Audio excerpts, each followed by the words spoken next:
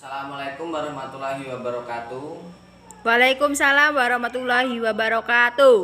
Baik, bagaimana kabar kalian semua? Alhamdulillah sehat, Pak. Baik, hari ini siapa yang tidak masuk?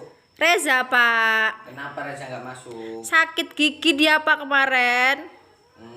Ya udah, mari kita doakan Reza semoga cepat sembuh dan bisa berkumpul lagi dengan kita semua. Amin. Baik, untuk memulai pelajaran pada hari ini, mari kita berdoa yang dipimpin oleh ketua kelas ya. Ya, Pak. Untuk Ayo Rita dipimpin doanya. ya, Pak, berdoa mulai. Selesai. Baik, untuk hari ini kita akan belajar tentang sumber daya alam. Ada yang tahu sumber daya alam itu apa? Nggak tahu, Pak. Apa emang, Pak? Jadi seperti ini, sumber daya alam itu adalah sumber daya alam yang ada di dunia ini yang berasal dari alam, termasuk makanan, sayur-sayuran yang kalian makan itu adalah sumber daya alam. Semua yang bisa dimakan itu adalah sumber daya alam. Berarti buah-buahan kayak mangga, rambutan itu termasuk sumber daya alam ya, Pak?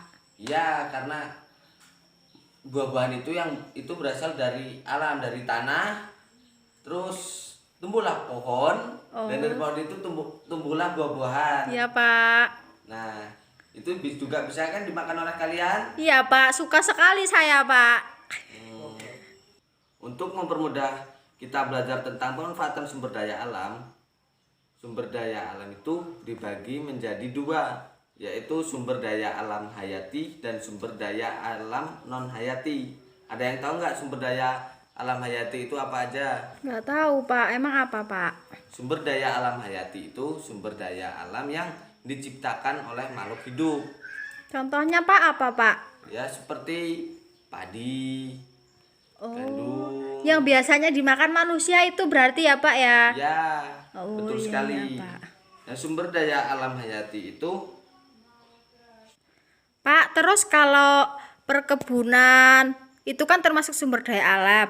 Nah, sedangkan kalau pertanian itu termasuk sumber daya alam bukan, Pak? ya karena perkebunan dan pertanian itu hampir sama.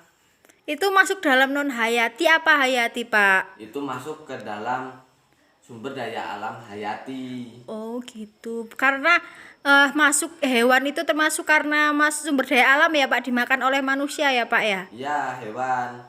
Oh, iya ya, Pak. Terus beda aja. Ayo. Baik, tadi kan kita sudah belajar tentang sumber daya alam hayati. Sekarang kita belajar tentang sumber daya alam non hayati. Ya, Pak. Terus apa, Pak? Sumber daya alam non hayati itu adalah sumber daya alam yang dapat diusahakan kembali keberadaannya dan dapat dimanfaatkan secara terus-menerus dan tidak akan habis. Itu contohnya seperti air, angin, tanah, minyak bumi, dan lain-lain. Minyak bumi itu dari kayak mana loh, Pak, minyak bumi, Pak?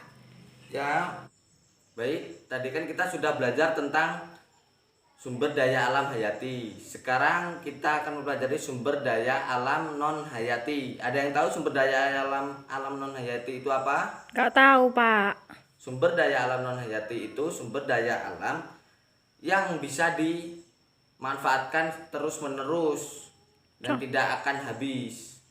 Contohnya, Pak? Contohnya itu seperti air, angin, tanah, dan ada juga hasil tambang.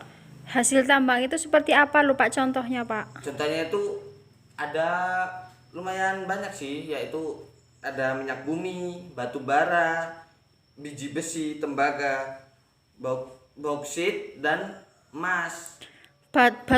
Besi tadi itu kayak digunain kayak buat bangunan itu apa, Pak? Ya, dan bisa dimanfaatkan untuk yang lainnya, seperti batu bara itu bisa dimanfaatkan untuk bahan bakar industri dan rumah tangga.